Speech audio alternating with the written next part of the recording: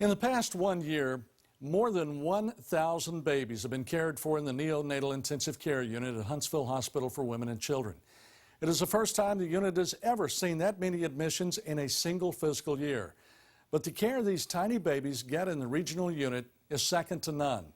Tonight, we take you inside the NICU to meet some of the people who see miracles every day. But they sometimes have to deal with the worst day of people's lives. Inside the Neonatal Intensive Care Unit is like being in a church. It's quiet, it's dark, and it's filled with hope for a miracle. Looking around, you can also see the results of faith, prayer, and loving care. That's just part of being an intensive care nurse. There are 45 beds here. Most days, they're full. The day we were there, 3 babies were delivered to the unit in an hour. 1 arrived from another hospital, and 2 moms delivered early. When that happens is everybody has to pull together, everybody works, there's multiple people beside every bedside trying to get those babies stable of what's going on right at that moment. Jennifer Godwin says everyone knows their job, and they work as a team. You know exactly what to do with the most critical babies, what attention they need versus a baby that just needs stabilizing briefly, versus the very small 24-weeker that would need, several hours of intervention as soon as they come in. Heather Hall delivered a baby girl 15 weeks early. Kaylin Hall weighed 1 pound 15 ounces when she was born March 9th. She was breathing on her own, got up to 2 pounds 9 ounces, was growing and eating when she took a turn for the worse. She got pneumonia and it just hit her real hard. She was, too small and weak to fight it. Kaylin battled for a month, but it was just too much. My baby never got to come home. And that is the toughest part of this job. When a family loses a child, the nurses hurt too. You get in your car and cry, for a few minutes, and you take a deep breath and just let it all out, and then Melissa Woodard loves what she does, but knows she has to strap herself in for an emotional roller coaster every day when she walks into the unit for her shift. it has ups and downs like any job, and it's really tough when you lose a baby, and it's tough because you see the moms and the dads hurt so much. That's what's hard to me. But it's also rewarding that you can be there for them when they're going through that.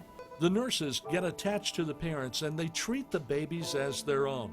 In 28 years, Dee Hampton has witnessed the circle of life. Been here that long, I've seen some of the babies that I took care in the unit come back and have babies in the unit. For Dee, doing what she does is a life mission. I think it's probably my calling. I think this is what God intended for me to do, to be here with these babies, to make a difference in a family's life, and to be a part of a family's life.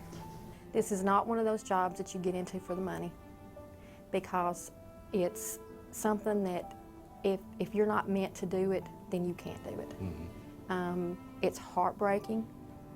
It is the most rewarding thing you can ever do.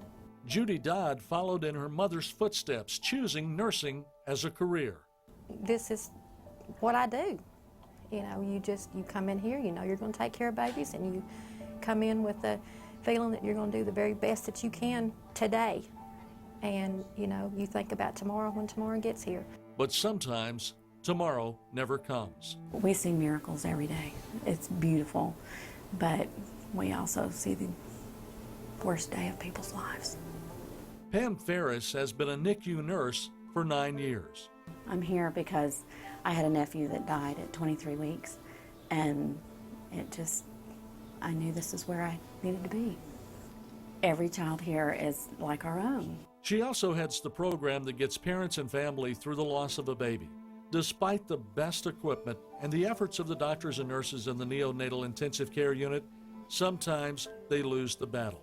When Pam is told a baby isn't going to make it, she approaches the family and starts making plans to help them get through the most painful thing a parent will ever experience. The most important thing that I do is, while the baby's still alive, I tell the parents that the last sense to leave the body is the hearing, and that they need to spend as much time with their child, telling them how much they love them. I have heard fathers whispering to babies as they die. Pam also showed me the NICU special closet. It's filled with items that people have made or donated, items that are given to the families to help remember their child after they're gone. Memory boxes bought with donations to the Melissa George Neonatal Memorial Fund, one of the least expensive items at the NICU, but priceless to a parent who's lost their most precious possession. Heather Hall calls her daughter's memory box a blessing. Her, it's her feet prints, her hand prints. It's pictures. It's a dress, a blanket. It's everything that she had in the NICU with her. Her ribbons for her hair, and everything is in there. And I take it out and look at it often. It just brings back the good memories that we were able to share with her. Chris and Amy George will host the 4th annual Miracle Bash and Swim for Melissa coming up August 14th and 15th. They're raising money to buy warmers and incubators for the NICU. I'll put a link on our website and we'll tell you more about those events coming up in a few days. But first, I want to thank Heather Hall for sharing Kaylin's story with us.